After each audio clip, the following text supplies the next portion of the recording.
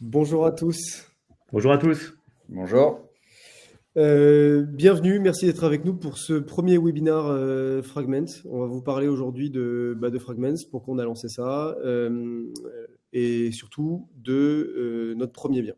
Donc je suis Ludovic de Jouvencourt, cofondateur et président de Prelo et Fragment, et aujourd'hui je suis accompagné de Antoine, General Manager Fragments, enchanté. Et Mathieu, bonjour à tous, responsable sourcing pour les différentes marques du groupe. Donc, juste avant de rentrer dans la présentation et dans le webinaire, juste pour vous expliquer un petit peu les règles du jeu et le fonctionnement de l'outil.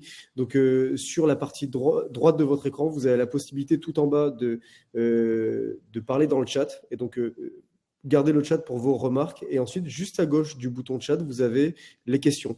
Favorisez la zone questions pour poser vos questions. Et ça nous permettra de cibler les questions qui ont le plus de votes. Donc, vous avez aussi la possibilité de voter pour les questions qui vous intéressent le plus. Et on répondra aux questions les plus votées à la fin du webinaire. Alors, Fragment, c'est une marque du groupe Prelo. Prelo, c'est une startup qu'on a lancée avec Sébastien mi-2021, avec un ADN orienté vers l'accessibilité et une volonté très profonde de permettre à une personne de devenir plus facilement propriétaire. Le modèle innovant sur lequel on s'est positionné avec Prelo, c'est un modèle de co-achat de résidence secondaire. Et ensuite, ça nous a donné la possibilité d'accélérer notre vision qui était de permettre à une personne de devenir plus facilement propriétaire. Et c'est dans ce cadre qu'on a racheté la société Je rêve d'une maison tout début 2023. Et c'est également dans ce cadre qu'on lance aujourd'hui officiellement Fragments. Je rêve d'une maison est positionné sur la résidence principale, Fragments sur l'investissement immobilier et Prelo sur la résidence secondaire. Très tôt dans notre histoire, donc en 2021, on a eu la grande chance de lever 15 millions d'euros qui nous ont permis de créer cet écosystème d'experts qui assure un très haut niveau d'expertise dans la proposition de valeur qu'on offre à nos clients. Et donc, c'est-à-dire le fait de trouver les meilleurs biens, de les rénover, de les meubler et surtout de les gérer. Et c'est ce qui nous a permis de réaliser plus de 2500 transactions depuis notre lancement.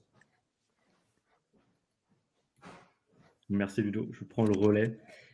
Et en fait, on va mettre au service de Fragments l'ensemble de ces pôles de compétences. Donc, ça passe par les équipes sourcing, les équipes de gestion des propriétés, les équipes chargées aussi d'optimiser les revenus sur les plateformes de location. On va vraiment capitaliser sur les forces existantes de notre groupe pour délivrer le meilleur produit possible. Alors, comment est-ce qu'on en est arrivé là ? C'est vraiment le contexte économique difficile qu'on connaît depuis la pandémie qui nous a poussé à développer notre marque afin de répondre aux nouveaux enjeux et aux nouveaux besoins qui se dessinent. Premièrement, les conditions d'accès au crédit durcissent. Vous avez pu le voir, c'est plus compliqué de contracter un crédit immobilier auprès des banques, il faut toujours plus d'apports, plus de garanties également.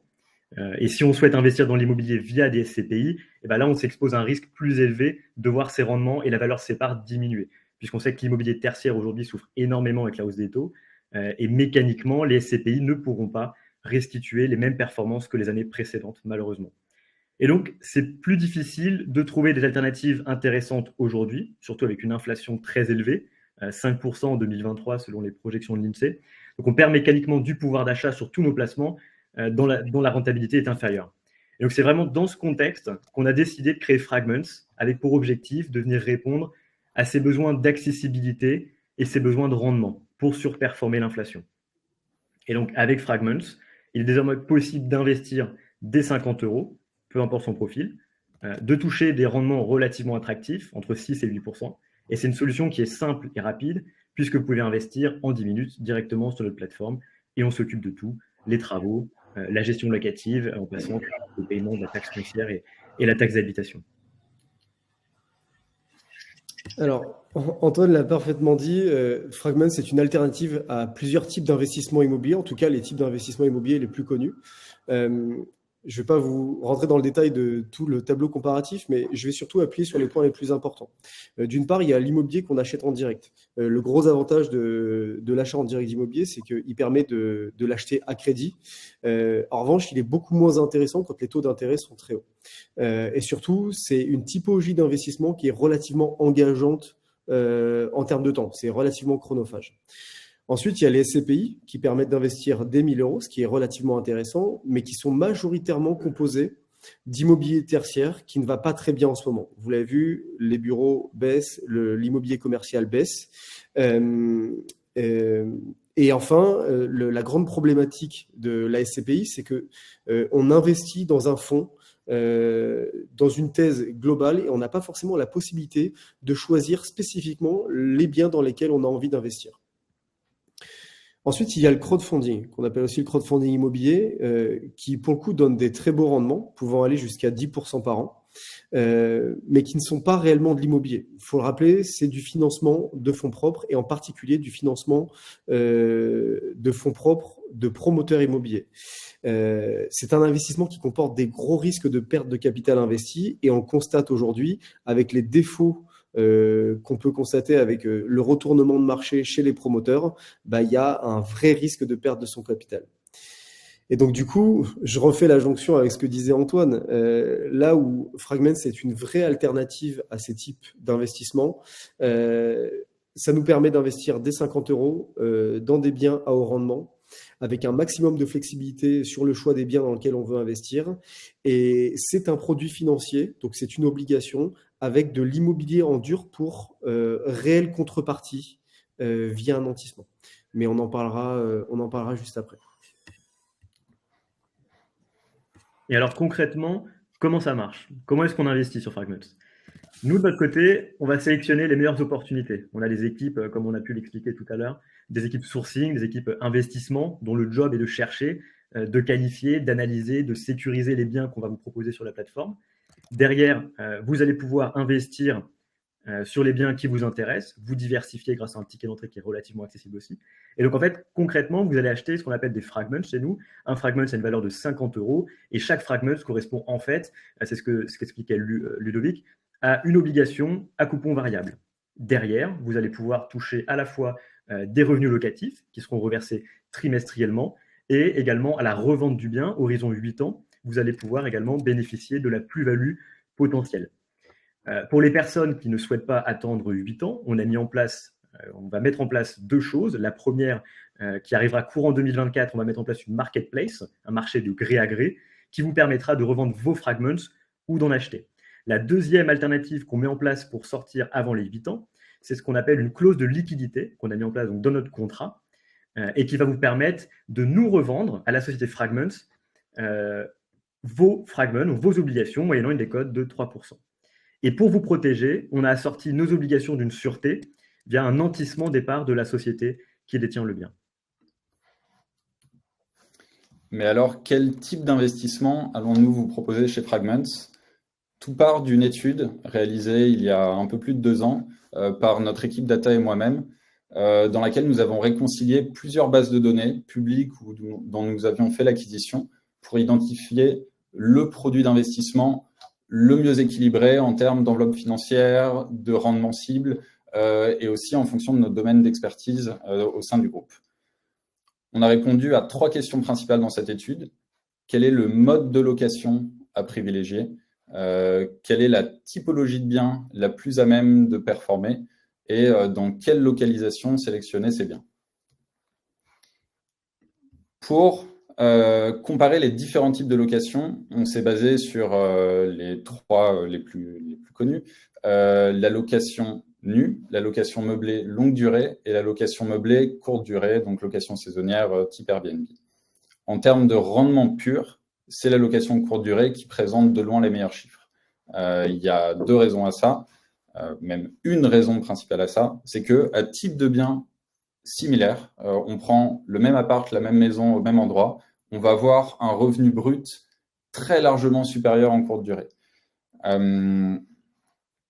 On va aussi avoir beaucoup plus de charges parce qu'on paye tout pour les locataires, on paye l'énergie, on paye Internet, on paye l'entretien du bien, le mobilier, etc. On va même payer généralement un concierge pour gérer l'actif, des prestataires pour le ménage, des commissions aux plateformes. Donc, il y a un effort de gestion qui est hyper conséquent. Par contre, au global, brut moins charge, on a un net qui est supérieur de quasiment 2 points, encore une fois, pour le même bien en location courte durée versus longue durée, que ce soit du nu ou du meublé.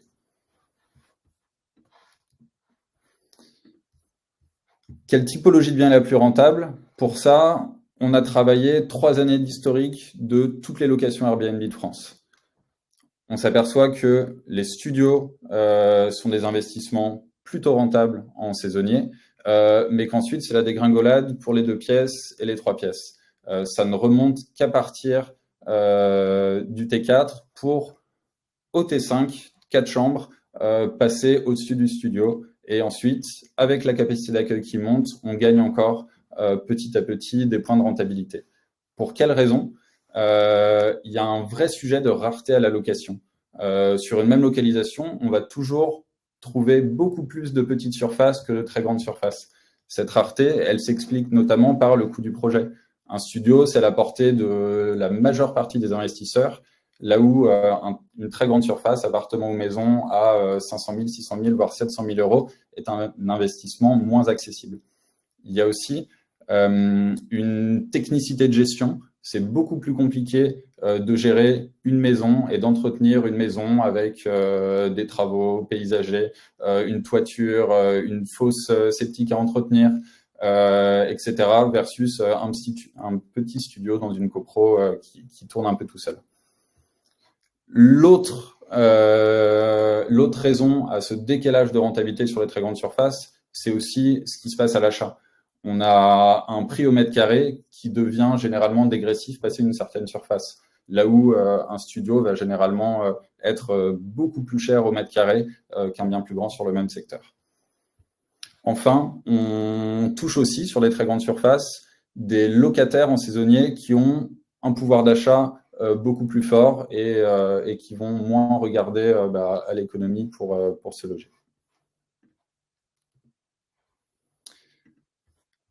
Quelle destination privilégiée pour ces investissements ?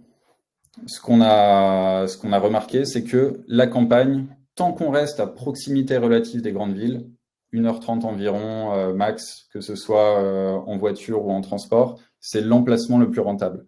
C'est l'emplacement le plus rentable parce que le prix au mètre carré à l'achat est relativement accessible. Selon les secteurs, selon l'état des biens, on va tourner entre 1 000 et 5 000 euros du mètre carré. Là où, par exemple, un bien de surface similaire en bord de mer ou sur une station de ski sera beaucoup plus cher au mètre carré. En fait, à la location, l'écart de revenus sur le bien en bord de mer ou en station de ski, le surplus de revenus ne va pas du tout compenser le surplus de prix au mètre carré à l'achat. Enfin, la valeur de la nuitée louée et le taux d'occupation sont beaucoup plus lisses sur les biens en campagne que sur des biens à plus forte saisonnalité, comme par exemple un appartement en bord de mer qui va très bien tourner en période estivale, mais qui sera quasiment vide sur les mois d'hiver. Je me permets juste d'intervenir une petite seconde par rapport à ce que tu as dit, Mathieu. Effectivement, cette étude nous a permis d'apprendre énormément de choses sur notre capacité à restituer une belle rentabilité en location saisonnière. On a fait cette étude très tôt dans notre histoire avec Prélo, mais surtout, elle a été confirmée par toutes les opérations qu'on a réalisées avec Prélo, et en particulier les maisons de campagne qui nous ont permis de restituer des beaux rendements à des clients Prélo. Notre volonté, c'était vraiment de se dire que on permet à une personne qui investit dans sa résidence secondaire d'avoir des beaux rendements quand il n'est pas là. Autant donner la possibilité de le faire à une personne qui est un pur investisseur. Et donc, c'est même une thèse qu'on a bien travaillée, bien érodée et sur laquelle on a vraiment été jusqu'à un niveau de profondeur opérationnelle et de détail qui nous permet d'avoir un très haut niveau de maîtrise sur quel type d'éléments récréatifs dans la propriété va booster plus ou moins le rendement selon telle localité. Donc, c'est autant une combinaison de données que des réalités opérationnelles qu'on a vécues au quotidien. Merci Ludovic.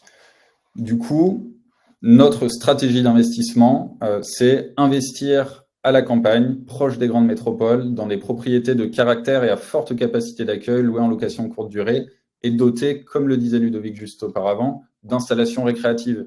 Notre levier, et ça c'est l'expérience qui a parlé, de surperformance du marché, une fois qu'on a la bonne typologie de bien, le bon mode de location et le bon emplacement, ça va être ces deux éléments-là, les installations récréatives qui vont faire que notre maison, qui est plutôt là pour l'hébergement, on va dire, va devenir une vraie destination à part entière de par les aménagements qu'on y aura fait et le côté esthétique, le charme, la pierre apparente, les poutres, etc., qui vont énormément jouer dans la décision de réservation sur les plateformes de location saisonnière.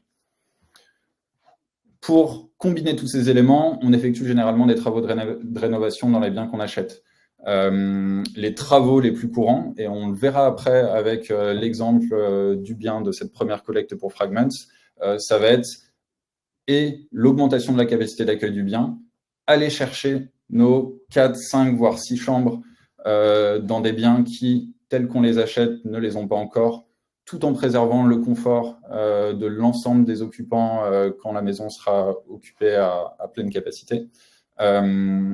Et enfin, aménager des espaces récréatifs qui vont faire que toute l'année, qu'on soit en hiver, en été, qu'il fasse beau, qu'il fasse moche, quelle que soit la typologie, on va dire, du groupe d'amis ou familial qui se retrouve sur place, tout le monde en est pour son compte et tout le monde ait envie de s'y rendre. Enfin, on répond aussi dans nos travaux aux enjeux énergétiques lorsque c'est nécessaire. Et ça nous permet aussi d'augmenter le rendement par la réduction des dépenses et notamment des dépenses de chauffage qui peuvent représenter un poste très important dans des maisons à des superficies elles aussi importantes. Donc notre premier bien, il coche toutes ces cases. C'est une longère restaurée à 1 heure de Paris. Cette longère, elle se trouve sur la commune de Maison. Donc c'est un hameau, c'est environ 200 habitants. Et ça se trouve à 78 km de Paris exactement. C'est 1 heure en voiture comme en transport. Il y a une gare à côté. Et du coup, on se retrouve avec les avantages de la proximité pour un bon vivier de locataires potentiels, mais aussi un espace très vert, très calme, où les occupants pourront se ressourcer.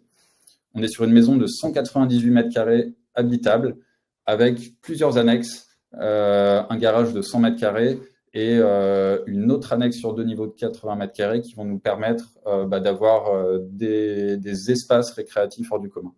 On a un peu plus de 1000 mètres carrés de jardin avec une piscine hors sol construite en 2021 déjà en place.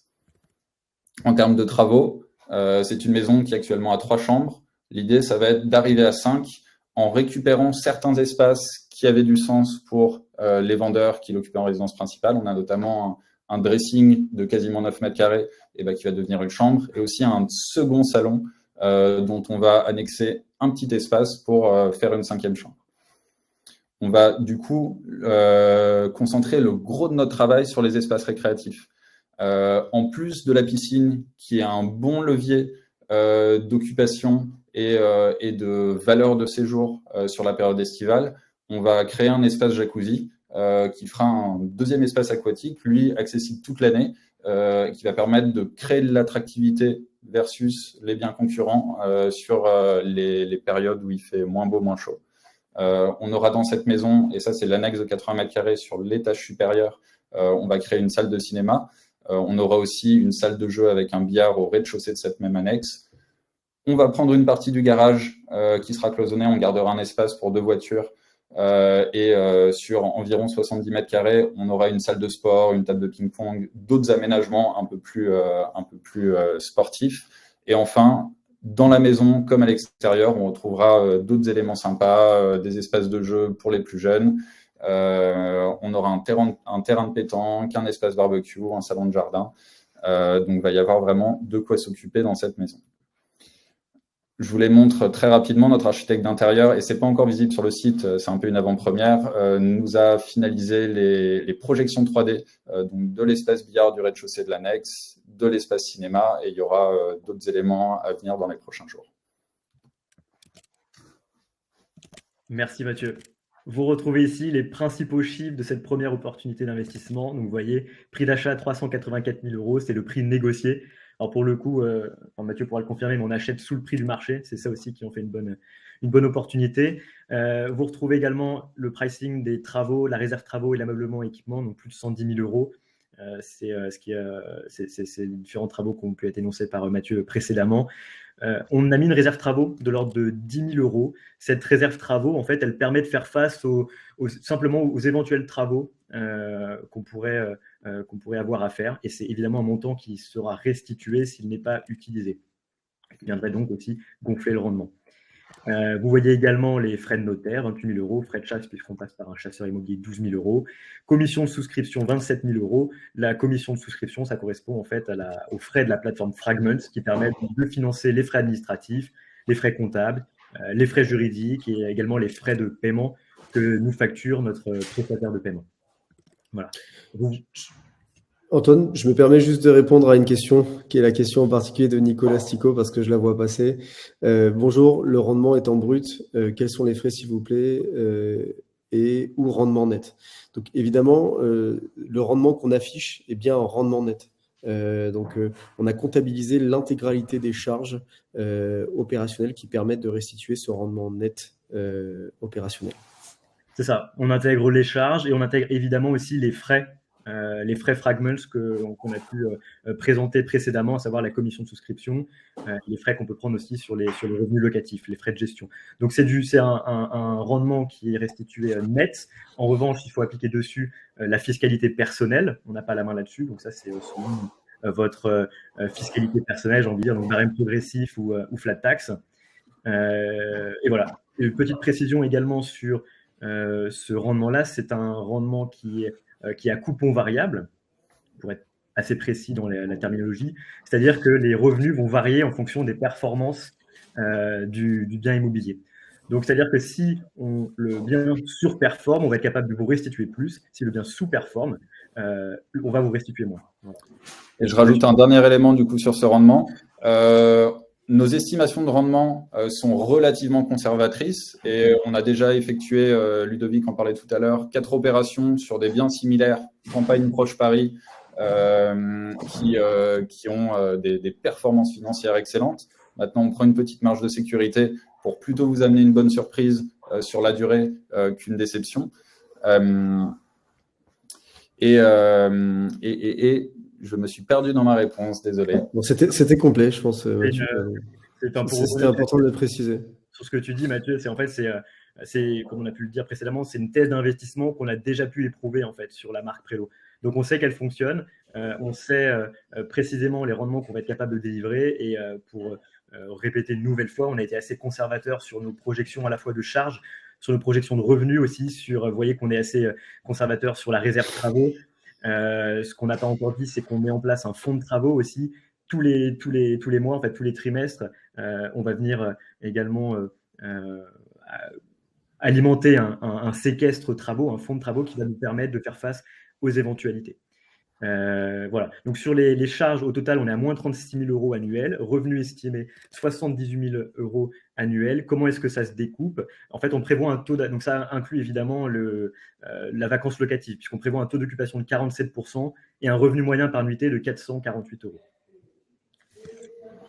Voilà, on peut passer à la slide suivante. On arrive quasiment au bout de notre présentation. Vous pouvez retrouver tous les détails sur notre site pour ceux qui le souhaitent. Ce que vous voyez en fait à droite, c'est ce qu'on a appelé notre simulateur Fragments.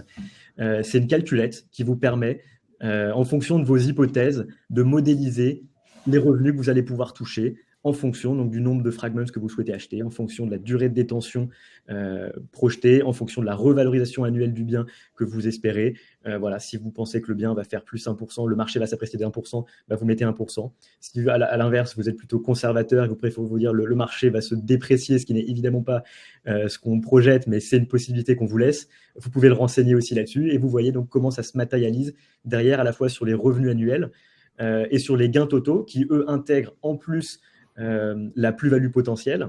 Et derrière, on a développé 2 KPIs, le multiplicateur de patrimoine, par combien mon capital de départ va être multiplié, et le TRI, qui, en plus du rendement, lui, intègre la revalorisation de l'actif en fonction de vos hypothèses. Ce que vous voyez à gauche, c'est le calendrier. Si vous allez sur le site, vous pourrez également en apprendre plus sur la timeline. Vous verrez qu'on a signé la promesse de vente vendredi dernier.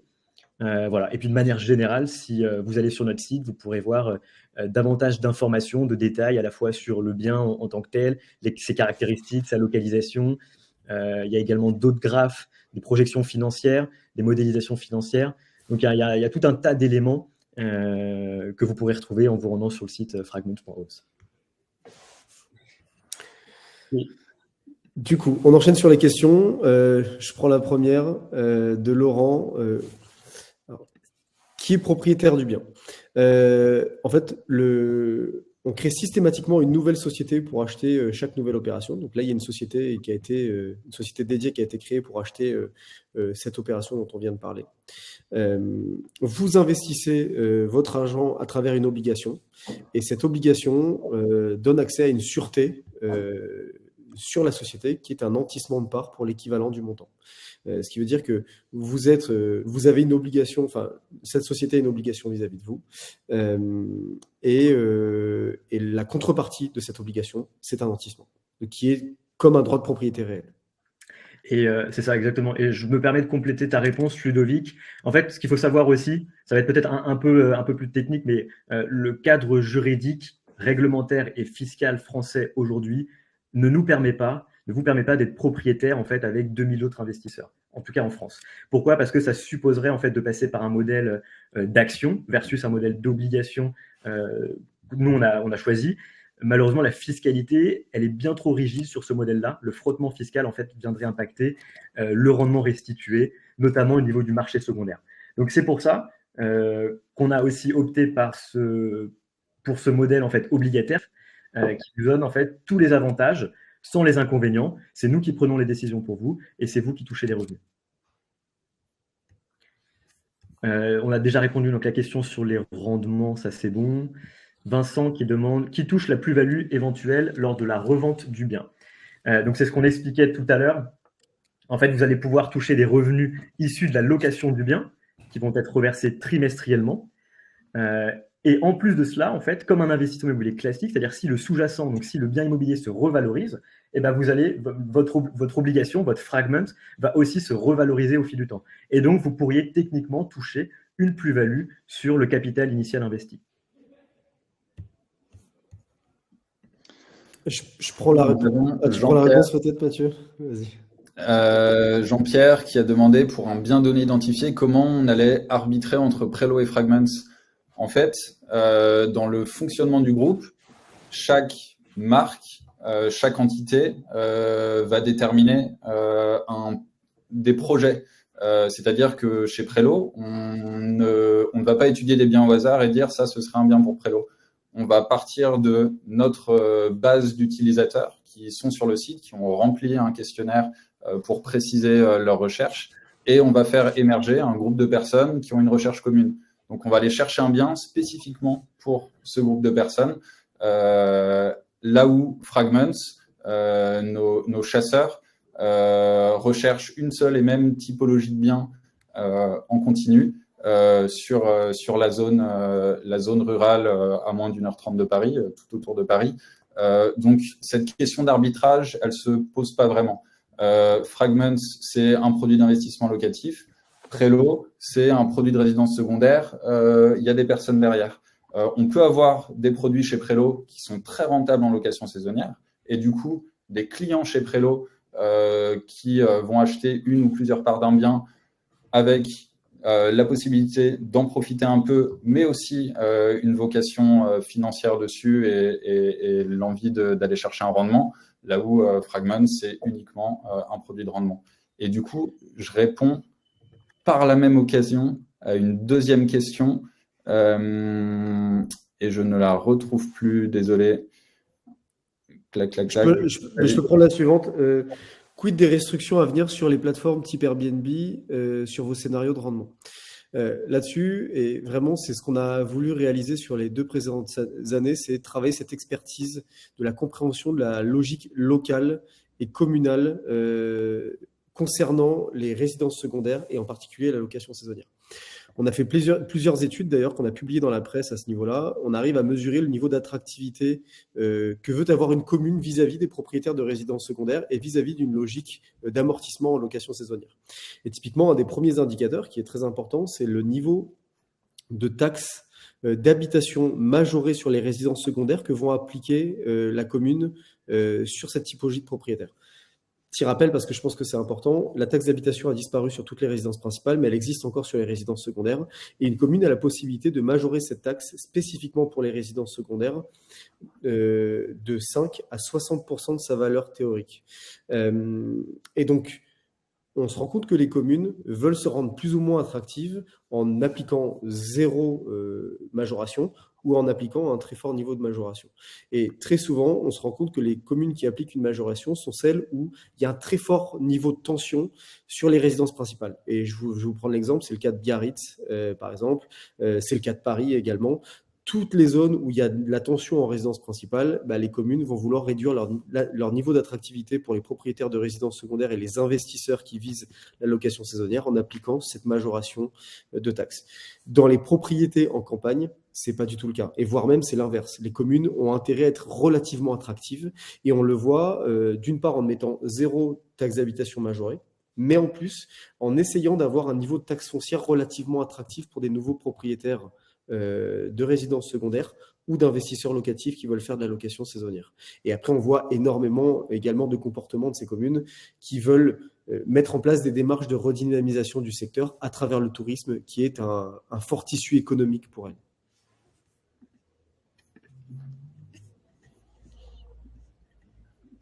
Alors, est-ce que j'ai bien cliqué? Ouais, je me permets de répondre à cette question aussi.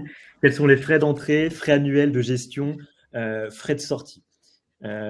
Donc, il y a des frais à l'entrée, exactement, en fait, qui sont déjà inclus dans le montant à collecter. C'est la fameuse commission de souscription qu'on a pu vous présenter précédemment, qui correspond à 5% du montant total. Ces frais-là permettent de couvrir les différents frais administratifs auxquels on fait face, comptables, toute la structuration juridique également, tous les frais de paiement, comme j'expliquais, qui nous sont refacturés par notre prestataire de paiement. Et ensuite, on va prendre des frais de gestion locative, donc sur les revenus, en fait, en recurring, comme une conciergerie classique, entre guillemets. La moyenne du marché est entre 25 et 30% sur la location courte durée. Nous, comme c'est internalisé, on est en mesure d'avoir des frais qui sont relativement réduits et donc on prend 20% des revenus locatifs. L'ensemble de ces frais, donc à la fois à l'entrée et en recurring sur les revenus, sont évidemment déjà inclus dans les projections de rendement qu'on vous annonce. Et je fais également une petite parenthèse, puisqu'on est sur la location courte durée, on a des revenus la première année qui sont légèrement inférieurs aux années précédentes. C'est également une hypothèse, une information que l'on intègre dans notre calcul de TRI qu'on annonce sur le site. Et il n'y a pas de frais de sortie. Voilà. Donc, on restitue 100% de la plus-value minorée des éventuels frais si on passe par une agence immobilière pour le revendre et minorée également de la fiscalité de la société. Mais vous reprenez 100% de la plus-value. Proposez-vous des avantages en plus pour les personnes qui souhaitent investir des montants plus importants? Effectivement, une personne qui veut investir un montant plus élevé, on a la possibilité de réduire nos frais, donc nos frais de gestion. Et donc, tout ça se discute avec nos équipes commerciales. Donc, n'hésitez pas à prendre rendez-vous. Vous avez la possibilité de le faire directement sur le site. En tant qu'investisseur, avez-vous un avantage si vous souhaitez réserver le bien à titre personnel? Oui, absolument. Vous pouvez nous contacter pour effectuer la réservation en direct. Et à ce titre, les frais des plateformes Airbnb, Abritel ou autres ne s'appliquent pas. Et donc, on va pouvoir vous proposer le même séjour à un prix inférieur à ce que vous verrez sur ces différentes plateformes. Alors, bonjour Laurent qui demande, avez-vous déjà acheté le bien présenté? Alors non, on a déjà sécurisé le bien, on a fait toutes les vérifications nécessaires, on a signé une promesse de vente, mais il n'est pas encore acheté. C'est la collecte via l'offre au public de titres financiers qui va nous permettre d'aller chez le notaire et donc de procéder effectivement à la signature de l'acte authentique. Mais je précise une chose, c'est que le vendeur est engagé à nous vendre. nous ne sommes engagés que si nous arrivons à réaliser l'intégralité de la collecte. Ce qui veut dire que si on fait la collecte, on ira au bout. Lui ne peut pas se désengager de nous vis-à-vis de cette vente. C'est le principe de la promesse. C'est ça. Et je vais encore plus loin dans un scénario qu'on ne souhaite évidemment pas, mais si on n'est pas en mesure d'aller au bout de cette collecte-là, on vous restitue évidemment 100% du montant que vous avez investi sans aucun frais. Normal. J'enchaîne du coup avec la question de Florian. Tu parlais de vérification, Antoine. Quelle vérification faites-vous sur les biens avant de nous les proposer? La réponse est toutes les vérifications possibles et imaginables. On va en physique, lors de nos visites successives de la propriété, contrôler tout ce qu'on peut contrôler en termes d'équipement, d'état du bâti, du second œuvre, etc. On a une checklist de plus de 150 points de contrôle. Mais comme on ne va pas uniquement se fier à nous-mêmes et vous promettre notre bonne foi, on fait aussi passer une société indépendante d'expertise immobilière qui va nous garantir les qualités structurelles et techniques de la propriété.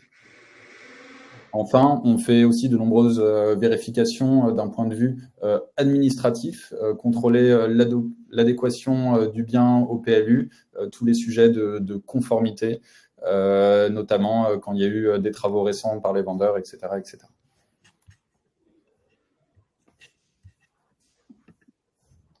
Bonjour Claire, qui demande où sont versés les revenus et quand. Donc les revenus seront reversés sur votre porte-monnaie électronique Fragments. Vous pouvez voir déjà si vous êtes inscrit sur le site Fragments. Et ils seront reversés trimestriellement. Et vous pourrez donc les réinvestir. Alors, vous pourrez soit les sortir pour les reverser sur votre compte bancaire personnel, ou soit les réinvestir sur un nouveau projet pour bénéficier des intérêts composés et rebénéficier donc des X% de rendement dessus. Concernant le rythme de présentation des nouveaux biens, tout ça va évidemment dépendre de l'attraction commerciale. Aujourd'hui, en tout cas, on est en mesure d'un point de vue opérationnel de proposer un bien par mois. Et donc, quand je dis un bien par mois, c'est, je dirais, plus d'une quinzaine de biens analysés assez profondément pour être certain de ne vous proposer que le meilleur bien sur ces 15 analyses et les centaines de biens qui ont été étudiés sans visite.